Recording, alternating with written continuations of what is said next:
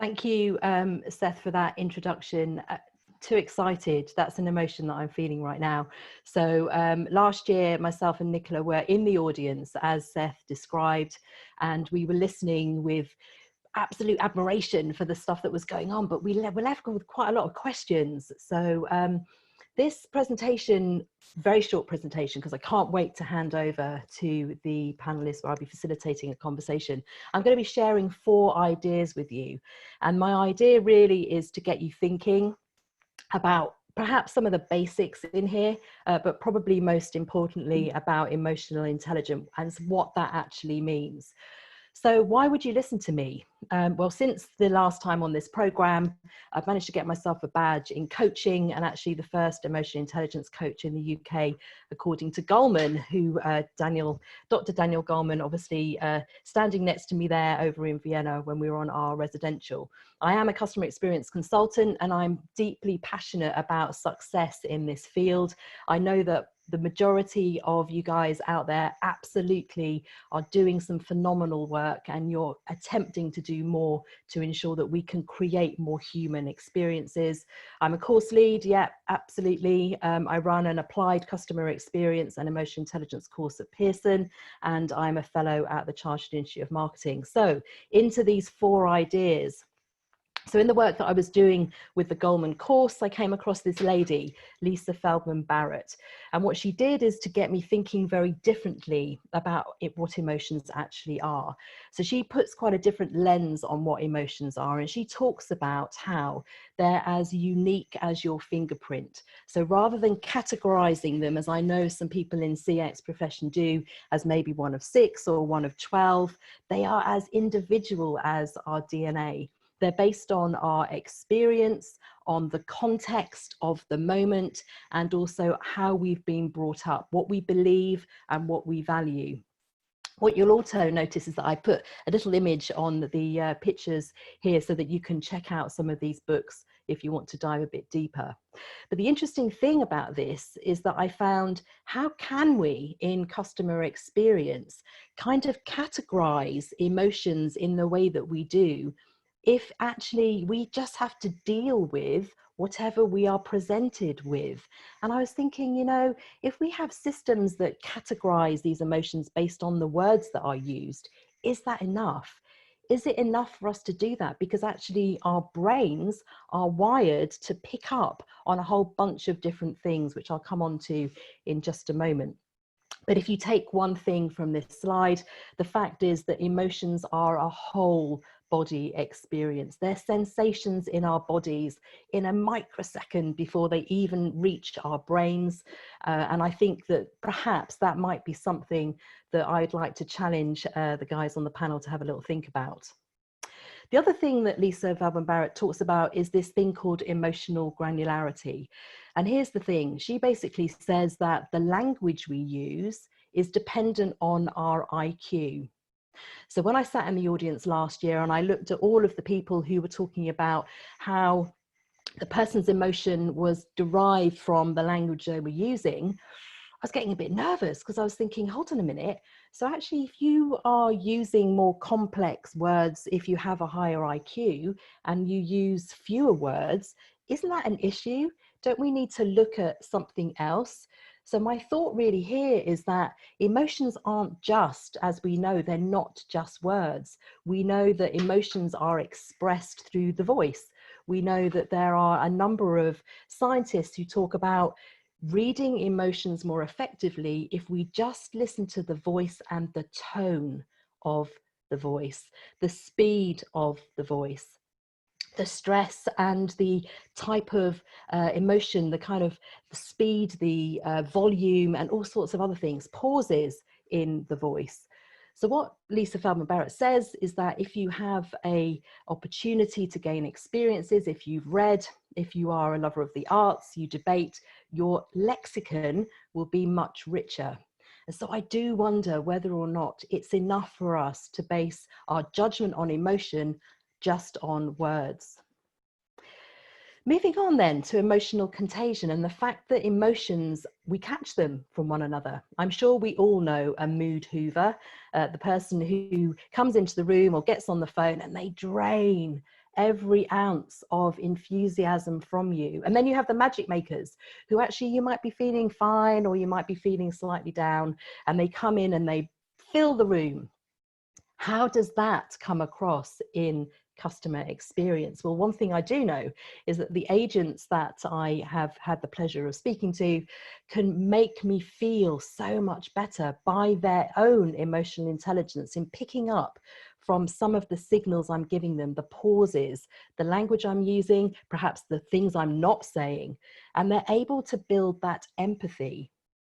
Now, we know that empathy happens on 3 levels: the cognitive, where we think we understand someone; the one where we think we feel similar to the person; and the final one, which is compassionate empathy, where we do something about the feeling that we have. But the thing I'd like to express with you is, how does emotional contagion get factored into some of the solutions that we offer our clients? How do we think about, in fact, how do we kind of give the agents in contact centers credit for the fact that they pick up on stuff that we wouldn't be able to write down in data? They just sense it because we're wired for connection. We're wired to see things and to experience things that might not be written down. And here we are, Dr. Daniel Goleman himself. And this is really where I want to spend a little bit more time. Emotional intelligence is often considered just to be empathy. And I kind of want to set the record straight on that. This is about recognizing and understanding emotions in yourself and also in others. It is your ability to manage your behavior and your relationships. So the amazing thing about this skill is that if you give people the opportunity to see all of the emotions that are going on with someone else, if you're able to even visualize the body language that's going on, if you can listen to voice and maybe not rely just on words, maybe use other senses like drawing. I know that Nick will be sharing a story in just a moment, but certainly I was presented with a challenge in finding a way for customers to express themselves rather than in words. And I set a customer journey experience where it was a weather map. And in actual fact, people were using symbols of the weather to plot how things were. Sunshine, obviously representing deep joy and happiness; thunderstorms when things really weren't working out. And even by using that type of device enabled me to understand far more about what was really going on, because the description the person gave as they explained their journey gave us opportunity to see the facial expression, to see how they felt in themselves. And it meant that I was able to respond to what I could see. Now, the amazing thing too about this skill is if you give agents the opportunity to develop emotional intelligence, they will become far more resilient. You know, that thing called emotional contagion? I feel for people on the end of phones. I feel for people who are in service roles, who have to deal with humans face to face. They do take a lot of either anger or fear or whichever emotion it might be, and also deep joy. But having this skill enables them to be resilient to what they're being faced with, which is super important. Because we know that constantly being battered all of the time with negativity can have a really big effect on people's health and well-being. So I think the point here is that it's not just critical for us to identify a set of emotions. The point as well is, what are we doing with that information that we get? And how are we ensuring that people are equipped to understand what those emotions mean, and also how they can protect themselves and keep themselves resilient? The final thing I want to kind of share with you here is really the point around this, this grid, this 12 competency grid on what emotional intelligence is. You start with your self-awareness, you move on to manage your emotions. That's where empathy is, in the social awareness section. And then we have this relationship management part. I'm not going to go into more detail about it. You can check out the Harvard Business Review article. Hopefully we can share these slides after too, so you can have a little dig around. But I think the key thing I'm hoping is that you're feeling like the egg that's second from the right, none of the others, just after this kind of download of information. Please do reach out to me if you want to know more. I'm super passionate about emotions being understood, as you can tell, but I'm really, really keen that we interpret them correctly and we give them the credit they need, because they are super complex. Now, this is what you've all been waiting for. Introducing the panel. I'm so delighted to have Nicola, Nick and Sid here, because they're going to bring quite different perspectives. They're going to bring both their experience and what they've observed. So I'm going to stop sharing and I'm going to invite them into the room. How are you doing, guys? Well, we're fine. Good to be here. Very good, thank you. Okay. So I think we'll start off, if you don't mind, just explaining a bit about your role and the kind of business, what your business does, just to help people get a context of why we brought you together and how you're going to be sharing different perspectives. How you doing, Nick? Very well. I'm feeling like some kind of omelette or combination of two of your eggs, because this is exciting, but I'm also dad of two and the school holidays have just started. So like 5 minutes ago, I was trying to create some fort in my living room to keep the kids entertained. So mixed emotions, but both good. So yeah, I'm Nick, work in London for a company called C-Space. It's essentially insight innovation. So we understand consumers and we help invent new experiences. And as of this year, we've created a dedicated CX practice because we see that many businesses are talking the language of experience more and more. But we are looking at experience in a very holistic way, the intersection of brand and service and product. And so, you know, 1 week before lockdown, might have been in China, looking at people's bathrooms to help IKEA make a better shopping experience for people looking for bathrooms. But I'm also working on coming up with a new luxury cruise brand and experience. So it's pretty diverse. And we like to think of ourselves as humanizing business, because we think, you know, customer world and the business world are structured differently, and the more we can get the two to interface, the better outcome for everyone. So that's me, and thanks for inviting me. Pleasure's all ours. Nicola, what have you got? Good afternoon or morning, Sid. So like Nick, I'm hidden away, but I'm hidden away from a puppy, not children. So that's why I'm upstairs. So Nicola Langley. So I'm the customer experience lead here at Volvo. So I'm based in the UK. I work very closely with our team in Sweden, which is important because we are a Swedish brand. So those of you that don't know who Volvo are, we provide mobility through premium cars. So you may well have seen some of our fantastic advertising recently around the not being able to go away. So Nick, you mentioned sort of traveling. So obviously people are using their cars more to go on holiday and staycations. So yeah, so I'm consumer lead here in the UK. Smashing. Sid. Yeah, hey everyone. Good morning here from California. I'm actually in Los Angeles. And I'm the co-founder and CEO of Psych Insights. We're actually a 3-person small startup based here in LA. And we actually help remote teams build more sort of empathetic relationships. And we help startups and larger companies. We help managers at those companies actually lead their teams better with more empathy and with more emotional intelligence. And the way that works is our first product is actually based in Slack.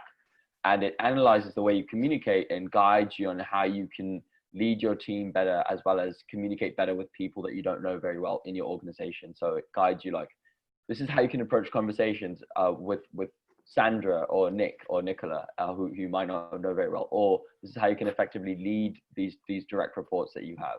So every week you get a checklist as a manager of one thing you can do for each person on your team, and in your workflow without doing anything, Kona, which is our Slack bot, will guide you on how you can effectively communicate and build relationships. So check us out at psychinsights.com. Fantastic, thank you. So what I'm going to do is I'm going to ask a couple of questions where I'm going to get input from all of you, because I think that this also will show the contrast between what you do.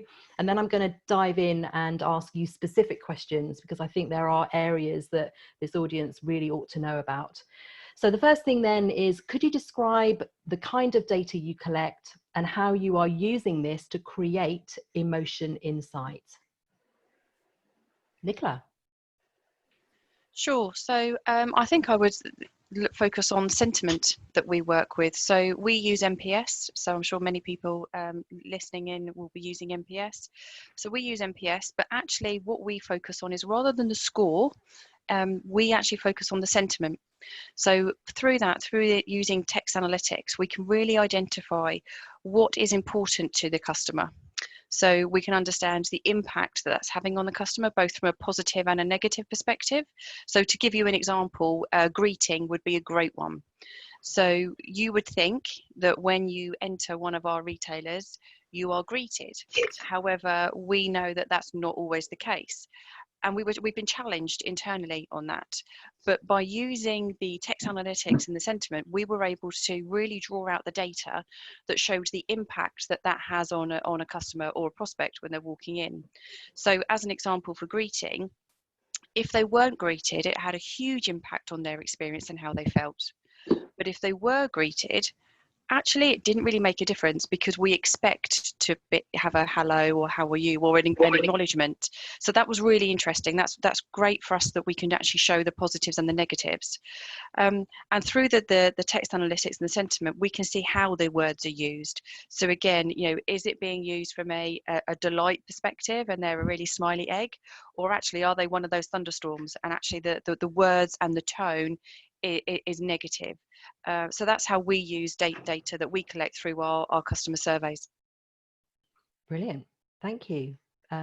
Nick, what have you got? I'm being really careful about what I say here, because I don't want you to think I'm some kind of lunatic who spends his life walking around with a bunch of art materials. But you mentioned words, and we use a lot of words in our work, but I'm particularly interested in non-verbal techniques for understanding customers. And I'll tell you why, because when we think about like barriers to finding out what's going on for people, there's three things. I'm not going to tell you, I won't say, not talking about sex life here. That's one category. There's, I don't know, like I don't keep a running tally of where I was yesterday or how much data I've used. And the third one I'm really interested in is can't say, stuff that's just too complex to put into words. And so we're kind of inspired by a lot of like child psychotherapy techniques of like kids who don't have the language yet. One of the only ways you can connect with them is through drawing. There's a guy called Adam Winnicott, if you want to look him up. He evolved these psychodoodles. And it's a way of kids to express themselves. And actually, we find that adults also find this quite liberating. So I'm really interested in what the internal emotional world is for people. I'm a bit obsessed with Alice in Wonderland, because in Alice in Wonderland, everything is not its normal shape or size. Roles swap over, and I do think internally that's how it feels to be a human. I don't think things are nicely wrapped up in a bow. So we quite often deliberately get people to have tantrums.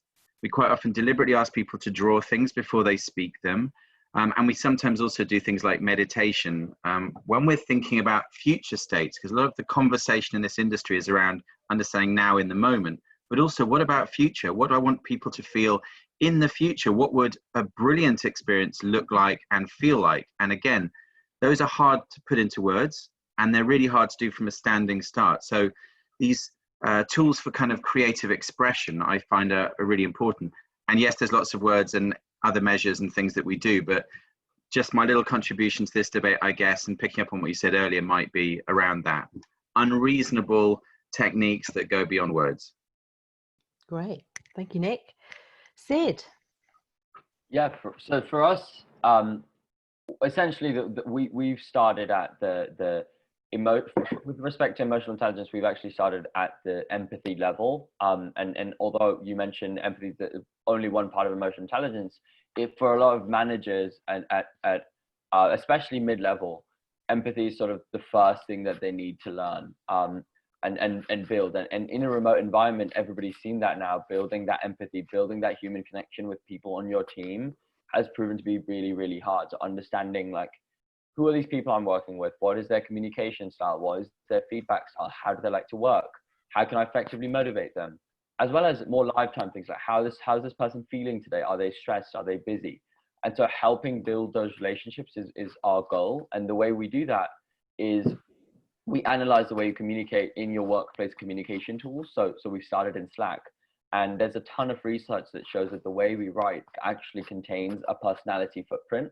And so we use something called the 5-factor model, the Big Five model of personality, to create personality profiles for people automatically from the way they communicate. So we go from your writing, your just spoken written communication, to your personality, and we go from there to guidance on how you can effectively build relationships with people, because then we have this model of personality on each person on your team, and so we can guide you on, hey, you are a direct communicator, Sandra isn't that direct, maybe this is how you can approach a conversation with her, and we can contextually give you guidance on, hey, it seems like this situation is escalating, this is how you can resolve this conflict with this person, or at a high level for a manager, we can give insights on how sort of satisfied or how content or how direct you or how well your team communicated in that week, and give you guidance on how you can actually build those relationships. So the data we collect is around personality and written communication, because actually that's proven to be very rich, and it's been proven that you can create sort of these detailed personality profiles based on the way that people write. I could feel myself reacting to the point around empathy. So I think we're going to have a conversation about that later. But in the meantime, a question has come up and I'd like to direct it. It's actually for Nicola. So Glyn has asked a question, and I wonder if you wouldn't mind answering it now live, putting you on the spot here, Nicola. The question is, a consistent approach to analysing unstructured data is key to successful and meaningful analysis of feedback. What text analytics software do you use? If you're Yeah, able of course. to say? No problem. So we use a system called Feedback Ferret. And we actually, me and my team, we used it in the background for over a year to prove its concept and that it worked. And we were running it parallel to our existing standard customer survey. So yeah, we use a system called Feedback Ferret because absolutely with the number of surveys we get, you cannot do that properly manually. But that's the system that we use. Thank you, Nicola. So now I'm going to dive into some questions that are for specific panel members, and I'm going to dive straight into emotional contagion because it is one of my favorite topics. I can feel it happening in my body when I can sense mood hoovers or magic makers, but in a different context. So we've talked about it between humans, but I wonder if we might explore a different type of contagion, and whether Nick would be willing to share his insight with a particular brand that many of us may have heard of. All right, it's a brand that is quite green and has to do with music. And if you haven't guessed it already, it's Spotify. And I guess I'm just interested in brands that not only understand emotion, but build emotion back into the experience. And I think we can all think of brands who've got those little emotional high points. I think about them as signatures. And what's interesting about Spotify, I think, do you remember the old logo, how it was like the Wi-Fi symbol? They were a technology brand that were about streaming. And then a little while back, they repositioned themselves because they needed to grow and they needed to become more human. And they were a startup in Stockholm by people who love music and were really into their tech. But you can't build a global powerhouse brand just out of a small group of music nerds. So we did a lot of work, actually, sometimes doing this drawing stuff that I've been talking about, but also having people logging their playlists, the ones they were making, not the ones that Spotify would suggest, the ones they were actually making. And we were able to create a map of moments in people's days that was super enlightening because it challenged the main preconception they had. That was people are not listening to music actively in the foreground most of the time. Most of the time they're using music as a technology of the self. They're using it to manage their moods. It's why you listen to music to help you in the shower, or if you're going for a run, or if you're trying to get ready for a night out, or you're trying to lower your mood at the end of the day, the same way you might use a herbal tea. So that insight that mood management was the primary role for most people of music, for most of their use cases, helped them develop the mood search. So they moved from genre search to mood search, and that became a little signature, I think. And they told me it's outperforming genre search now.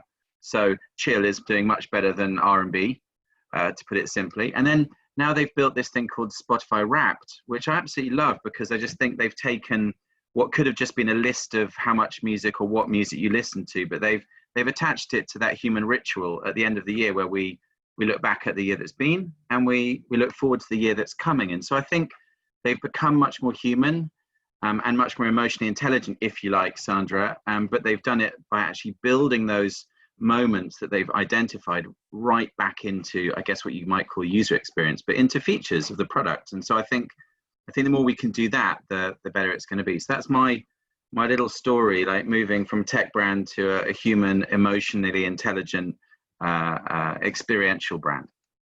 I always wonder, I have to say, this is a bit of a confession. I always wonder what any of the systems in this house must be thinking, Alexa or whatever, because Stormzy is my go-to. And I think if they're judging me by the fact that Stormzy is the only thing I listen to in this house, because even my partner's boys are like, what are you doing? You are nearly 50, for goodness sake, what on earth? And I'm like, let's sing along, it's really great. Anyway, moving on, it's not about me. Yeah. That Glastonbury moment, by the way, just saying, the Banksy vest, I mean, come on, iconic. Exactly. So emotional intelligence is about awareness of self and others.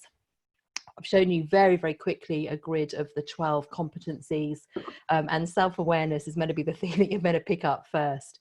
But, you know, raising awareness of who your customers are and how they're feeling, that, you know, that job that you need to do with your own staff. Nicola, can you give us some insight on what you guys are doing at Volvo to help your own staff understand what's going on with your customers? Sure, absolutely. So we, one of the things that I think has had the most impact is we've created a video that we call People Come Without Captions. So it's very Swedish, and basically what it shows is a video of different customers coming into a retailer in different scenarios. And what you have across the screen is what's going through that person's mind.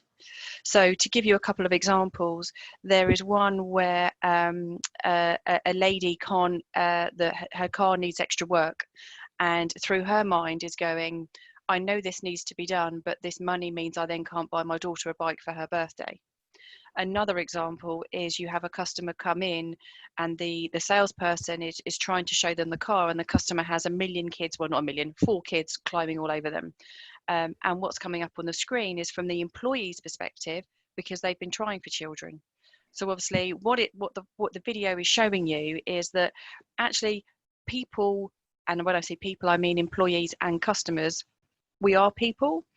We have lives outside of our Volvo experience. You know, as much as I would love to think that everybody just thinks about taking their car for a service all the time, they don't. That's not reality. So actually, by using the video, we're just getting people to think about when somebody walks through the door and they've come to collect their car, as an example, it's a really exciting time for them. You know, it's one of the biggest purchases they make after a house for some people. But from their employee perspective, this may be the 5th one they've done. So again, in the video, you can see that, you know, they're feeling a bit stressed. There's lots going on, and they're thinking, oh, here I go again. But then you've got the customer coming in who's really excited. So the video brings them the people's lives to life, and the emotions that sit within that, and picking up on something you said in the intro, Sandra, you know, that actually individuals have a life that's as individual as their fingerprint. So that's something that we do, and that's going down really well, and we're sharing that across our business, both internally within Volvo, but also with our retailer network. Wow.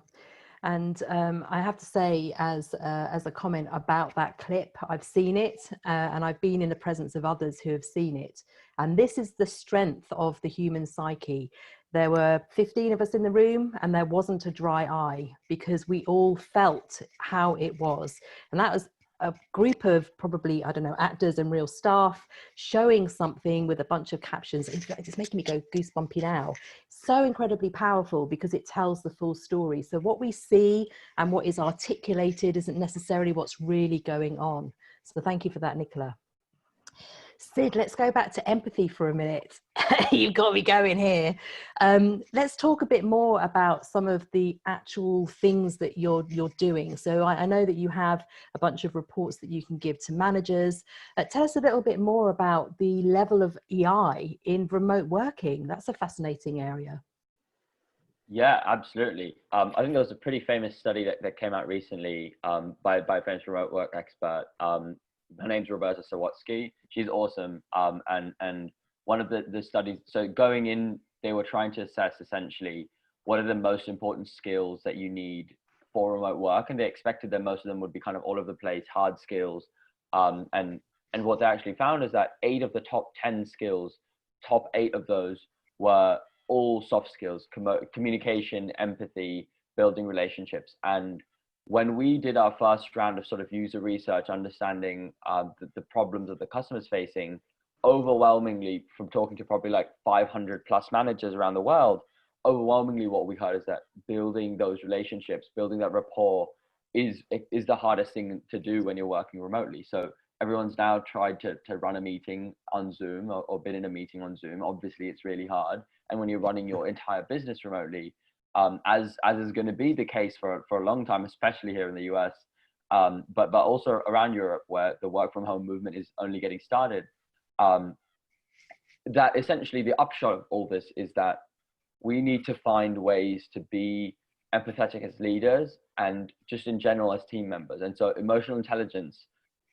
is sort of the next step to that, is how can we show our team that we care about them as managers, and how can we sort of get the best work out of everybody by giving them that feeling of psychological safety, and feeling of okay, my manager gets me, my manager values me, and my company values me. Because especially the younger generation, we work at companies where we feel cared about, and that actually has an outsized impact on productivity and output, as well as retention and turnover. So there's actually a ton of like dollars, business value in building relationships and showing your team that you care about them. And so what we're doing is actually enabling managers to do that with their team, because it's really hard to do in a remote environment. It's actually the first thing that goes out of the way, is because all your meetings are going to be scheduled. It's you live by your calendar when you're remote, but you don't get those sort of, everybody talks about the serendipitous conversations, water cooler talk, just sort of getting lunch with people, and building those relationships becomes hard. And so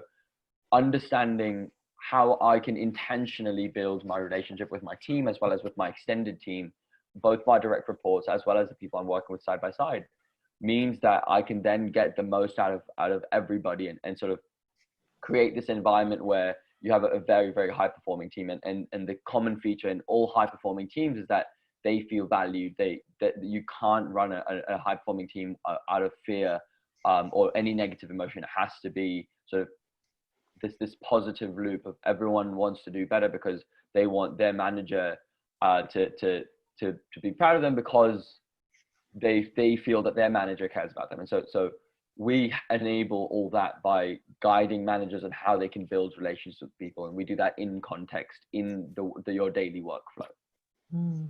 Psychological safety is a big thing, right? So Google and a project I think called Project Aristotle back between 2012-15, they found it was the secret sauce in teams. That whole needing to be understood, needing to be honored, needing to be actually able to speak up without fear of reprimand. I think that's the description that Amy Edmondson gives. Thank you, Sid.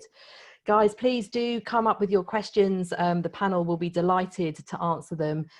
While you're thinking of those questions, I want to ask Nick to tell us a little bit more about some interesting ways where you get your clients to fully get into the shoes of their customers. Yeah, thanks. Well, I'm really glad Siddharth's here. Like, startup culture is so important, isn't it? And I think one of the issues can be, that the attributes taken to build a business and to run a business aren't always the same as the attributes you need to keep growing it. So San Francisco, headquarters of Uber, I think, last time I checked. Yeah, that is right. And so we've done work with Uber. It's just a good example, I think, of how you can get people to align around the outside world. And customer experience, I think, is a good water cooler moment in a way, isn't it? We can all agree it's important. But the question is, how aware are we really? And so we did a bunch of research, understand the customer journey. You've all done these things before: measurement, surveys, there was data looking at. The thing is, they have got a preconception that what they can measure is the truth. And a lot of the things that are true for customers, let me give an example. You all know the moment you step into an Uber. Is that right? Everyone is internally thinking about that moment. Is that going to be a good experience or a bad experience? We don't know, because Uber doesn't control it. It's down to the driver. In fact, in London, they're not allowed to control it because of regulation. Anyway, long story short, we're only going to act on stuff that we experience, and a bunch of data and a deck and a presentation, which we did. is only part of the answer. So we had 2 days with these people. There are people from Europe, people from San Francisco, and so like we need something else here. So what we came up with is, you know, those Harry Potter jelly beans, Bertie Bott's every flavor. You don't know what flavor they're going to be. Well, there's a cheap version of them I recommend to you called Bean Boozled. It's a brand of jelly beans where you it can be one of 2 flavors. So let me give you some examples. So the green one can either be lime flavored, or it can be lawn clipping flavored. Then we've also got the one that looks a bit pink. It can either be peach or vomit, depending on how lucky you are. And there's a yellow one, which is either caramel or moldy cheese. Now, if I ask you, Coda from San Francisco, to pick one of these beans from the bowl, and you get a revolting experience and it makes you not want to have another one, I have encapsulated and given an experience of what stepping into an Uber feels like. And there's no data on the planet that is going to be able to measure that, probably, but it is the truth of that moment. And so it's just a little story, I guess, about how we can measure everything we like. We need to create compelling narratives. But if you weren't there when you're doing the research in the car with someone and they talked about it, there's no way of bringing that back to life. But we can re-immerse people. And I think bringing, you know, theatre and immersion and thinking about those aspects, and I love the video story, Nicola. I think that's doing much of the same job. It's just another dimension, I think, of how we can really make it real for people. And so, yeah, there were some other games. I don't want to bore you with them, but I'll leave you with the jelly beans. And if you want to buy some Bean Boozled for your next kids' party, go ahead. Just beware. You don't know. That's exactly it might be vomit. Straight after, because that's the roulette of beans, isn't it? Thank you for that. Roulette of experience, exactly. Absolutely. But I think there's something in that physical experience that makes things memorable, right? Because ultimately you can go through the third party chucking stuff up on the wall, journey mapping, we all love it.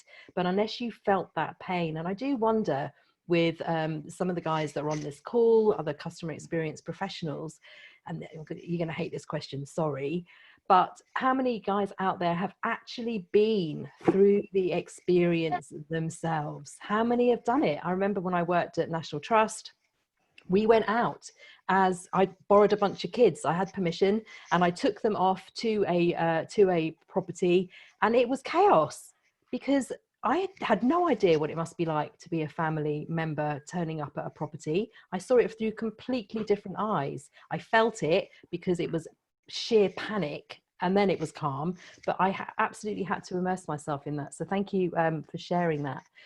So we talked about Spotify, we talked about Uber, we talked about the amazing stuff with Slack. What I'm also interested to know is around physical immersive places, as well as getting into the back of an Uber taxi. And perhaps, Nicola, if you'd share something around some of the work that you've done in your physical sites and how that's shown up. Sure, absolutely. So we have a program that's called VRE, so that means Volvo Retail Experience, and it's basically how our retailer spaces are designed. So I mentioned that we're a Swedish brand, and actually our Swedish heritage is very important to us. So what we wanted to do is when you come in to buy a car, for some people that's quite a scary experience, then something they don't really look forward to. So what we wanted to do is have the feeling that actually when you walk in, it's like you're coming into a home. You're a guest in our home. So within the area, it's full of open spaces, not a lot of furniture. It feels very Swedish in that there's lots of wood, sort of very natural. And we have separate areas. So we have an area that we call the lounge, which is effectively where you would wait. But it has, nice sofas. It has chairs of different sizes, just like we have in our houses, that you can kind of relax in. You have the coffee area or the refreshment area. But again, it just feels that, there's a coffee table with a low lamp. So it feels like home. We then have an area that we call the studio. So each area has its function, just like we have in our house. We have a kitchen, we have a study, whatever. And in the studio is where we have all of our colours, our exterior and interior. So the customer can take these all off the wall, so it's very interactive. They can feel the leather, they can feel the product, and they can build and do with what they want. We also have, which I particularly love, is we have empty meeting rooms, and these are for people to use. So again, recognizing that some people will want to drop their car off and run. Other people will want to have their car collected from home and they won't want to come in at all. But there will some people that will actually, it's school holidays, Nick wants to get away from his kids for a bit, so he knows it's going to take an hour. So do you know what, I'm going to sit and work there for an hour. So it's giving the people, the customers that come in, the flexibility that they can use the space as they wish. And again, it's very if you've been to a Volvo retailer that has gone through the VRX, it's an ongoing program. Hopefully for those of you that have had that experience, it does feel quite different. Thank you. So I've got one final question, and then I'm going to ask all of you a question in our remaining kind of 8 minutes that I can see. So Sid, as far as the results that you've got and how people feel about having this type of information being used about them, there's a line, isn't there, between this is helpful and informative versus Big Brother, what are you doing with my stuff? How has it worked out with the actual testing that you've done? How are relationships influenced? Yeah, great question. Yeah, the Big Brother thing is something we think about all the time, actually. And in our very early pilots, we actually had a couple of situations where the way we positioned it and the way we were collecting data was a bit some of our customers were sort of uncomfortable with it. And so a lot of the learnings we've had is around giving people full control of the data that we have. And so actually the way we set it up is that you have full control over your profile. And so the profile that we generate based on the way you communicate is actually sort of almost a guidance for you. And it's a starting point for you to become more self-aware first, because that is the first step to emotional intelligence. And so the idea is you might uncover, from seeing the AI analysis, you might uncover some things about yourself that you didn't realize, and you might be able to communicate that with your team. And it starts as a self-awareness exercise. And a lot of our customers, that's the one thing that's sort of been a smash hit is this, it's almost this third-party assessment of your personality and your communication style. And it's well documented that the observations of personality are much more accurate than self-reporting.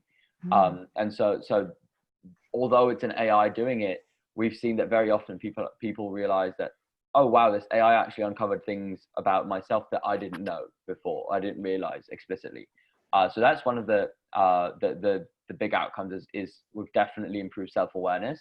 And then as a result, people are more satisfied at work because of the fact that, one, they understand their own sort of biases, communication styles, personalities better, and they're more self-aware, but also they understand those and explicitly are able to look at those of their team. And so understanding why somebody's reacting in a certain way to a certain situation, or learning how you can adapt yourself to that situation, to that person, and code switch better is something that's been hugely popular with our customers. And so the big outcomes has been satisfaction and sort of workplace happiness and better relationships, which has driven more effective communication, and as a result, productivity and retention. Where, for example, one of our customers, a sales manager, leads a team of 10. He realized that the way that he was motivating his sales reps was sort of his own style, and it was a one-size-fits-all mentality.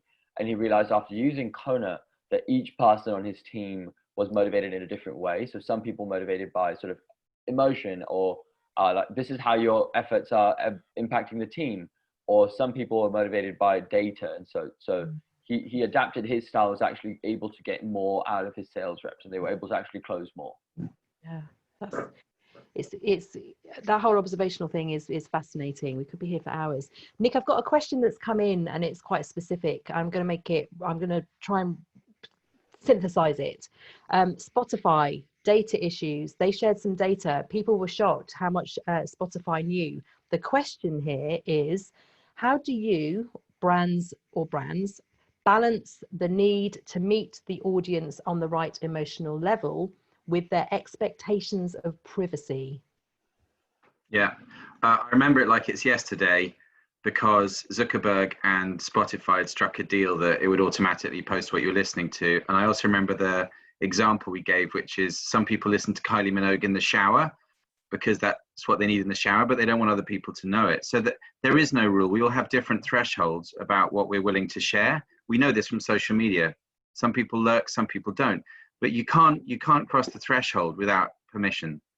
And you've got to understand what people's thresholds are. So I just think for them automatically to share was just crazy. And also culturally, there are differences, by the way. Germans are much more concerned about privacy. There's a different culture around that than perhaps we are. And Spotify is a Swedish brand.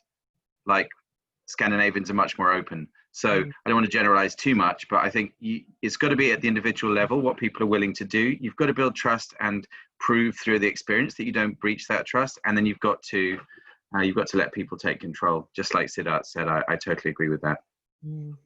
Lisa, I hope that was your question and I hope we've answered it satisfactorily. So guys, the last remaining minutes, final thoughts for our audience today. One thing they should be thinking about emotion and emotional intelligence. Give us your shots. Anyone would like to go? Yeah. We're all waiting. I can go first. Okay.